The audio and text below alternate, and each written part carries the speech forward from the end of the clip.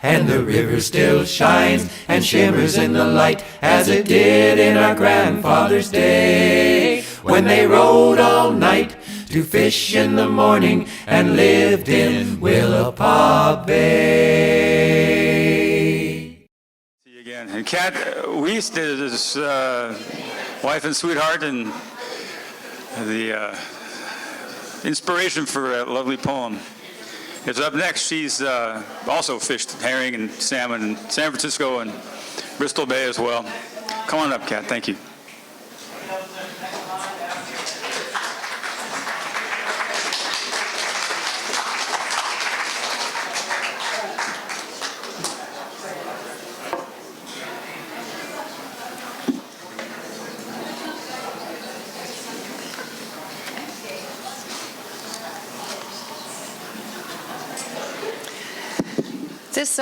This first one might sound familiar to some of you.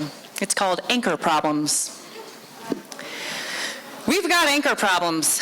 2 on board, but not one that sticks. 2 anchors, but also no anchor. We've got electrical problems. We've got toilet problems. We've got weather problems. We've got battery problems. Today is a good day. We slept 5 full hours. But we've got toaster problems. Our anchor didn't drag and the boat started. We've got reefer problems. Put the net in and started getting hits. But we've got radio problems. The fuel barge charged through the district mid-set and ate everything in its path. We towed, of course, but the cork line snapped. That's a problem. We've got carabiner problems. I watched our buoy disappear underneath the Avik. It might as well have eaten my still beating heart. We got the gear back eventually. No ghost net problems. Have you ever stripped and hung an entire shackle on deck in bad weather with a cold, ripping wind? Of course you have, because we have mental problems. This is when the Coast Guard comes. Not 1 skiff, but 2. Yes, we got a ticket, because we have survival suit problems. They left when the anchor started dragging. We've got alternator problems. Even our backup alternator has problems. Couldn't reset the anchor because it had a massive boulder caught in the bowl of the Bruce. Ugh, anchor problems. We've got fish problems. Let's just tie up on the dock. We've got tide problems. We've got mechanical problems. We've got generator problems. A full season of problems in the first week and not one of them solved yet. We're still right side up yet though, and that's a good problem.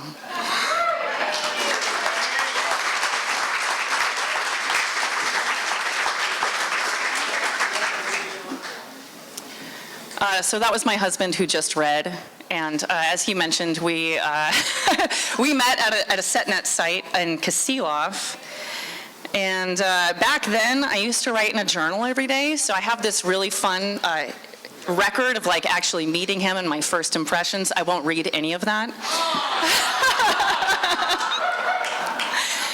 But on June 21st, 2007, the summer solstice, I did write about the very first time I picked a fish. Summer solstice. Tonight, we're having a party. I learned how to use the forklift today. It's a little stressful with Bruce watching. I need more practice. The Montana boys haven't shown up yet. There's a possibility that I could move into a full-time fishing position, but they say that I will make more money if I stay at the buying station. Yesterday, I went to pick lines for the first time. Somehow, I just didn't expect it to be so savage. I didn't have gloves on, and I had to put my fingers into the gills and shake them free, and they are very slippery. Sometimes their eyes pop out. Now that I know what will happen, I think I'm ready for it, but it is really hard to get them out of the net.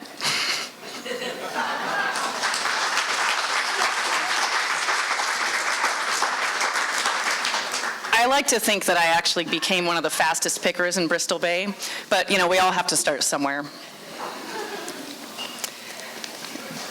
I forgot to look at the clock. How many Ugashik fishermen, dedicated Ugashik fishermen, anyone? Yes, it's my favorite district. So this one might sound familiar to you. It's called Standing Down. This is my Ugashik tribute. Tie up, tie up. This raft is getting big. Drop another anchor and be sure that one digs. The salmon are jumping, but Fish and Game says stand down. I guess it's all right. We got lots of buddies around. We've been grinding this district. We've been running all day. So while the river builds escapement, we might as well play. 2 boats became 5. Then 5 became 9. You're all out of beer? You can have one of mine. A pub crawl of galleys, snacks and hors d'oeuvres galore. A good hearty raft-up beats any day ashore. We've got 4 guitars jamming. The mood is happy and mellow. Buoys and buckets make drums. Can you believe Lauren brought a cello? She did. Grills get fired up, side dishes put together. On Anchor and Ugashik, we get pretty clever. We put up a king. Oh, you've got one too? We've got plenty to share. Come on through. The wine box gets empty. The cooler gets low. Skippers nervously watch the tide in case we need to break lines and go. Merriment made, crew members singing, make haste with that grog, this tide soon will be swinging.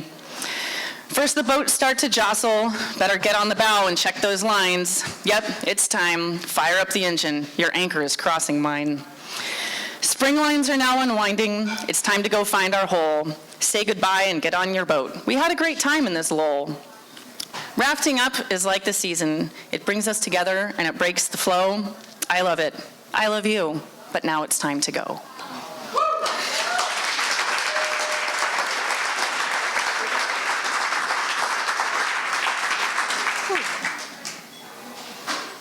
How about that Fisher Poet Stout?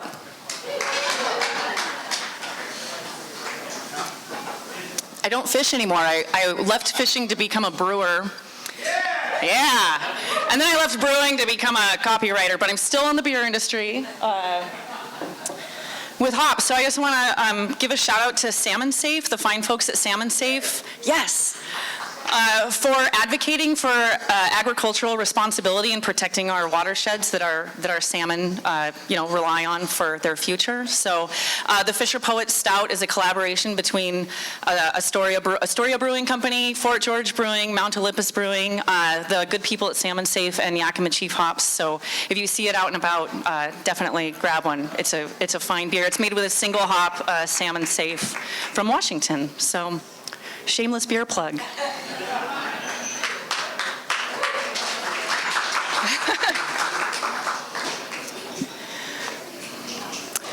When you're out on a boat, you have limited access to the things that you need, but perhaps didn't address. When you left the dock, you went down the list for essential items that you just cannot miss. The captain, of course, he must keep the boat running. While he sweats in the laths, I'm on the deck sunning. See, I'm just a deckhand, but I've got priorities for keeping my head while living at sea. My favorite picking hook? Of course, and a backup, no, 2. A rotation of sports bras to get my tits through. I bring a set of sleep clothes, only worn in the rack. A month on the water, I bring a set of sleep clothes, only worn in the rack, so I don't stink when I doze. We all have our tricks, our tools to keep sane, but one luxury item I suspect we have same. It's the matter of beer. If you're a dry boat, that's fine. But when it comes to labor, you're not getting mine. Nothing beats a cold beer, a light lager or IPA, a stout, a Weizen, hell, even an NA. Beer is the joy after a job well done. Do you fish Ugashik? Because it makes standing down fun. A toast to my captain, a toast to our tender. Don't get excited, this isn't a bender. Or maybe it is.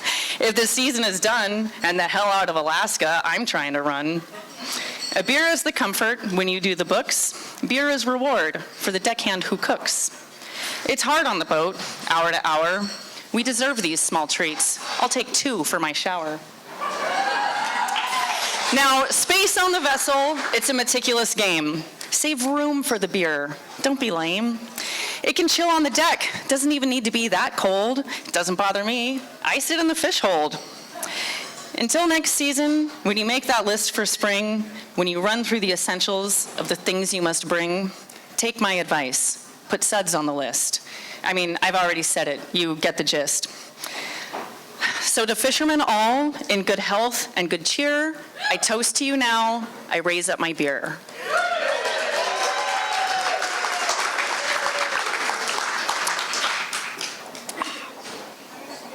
Thank you.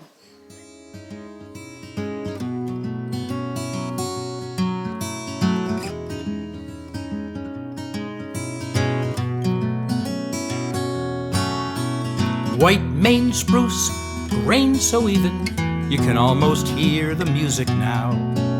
Sidewood bent in the water steaming, and the easy slide of a dovetail saw. I learned these skills, but no one taught me to make guitars that others play. Too much rain and darn long winters, but I love the work of a luthier.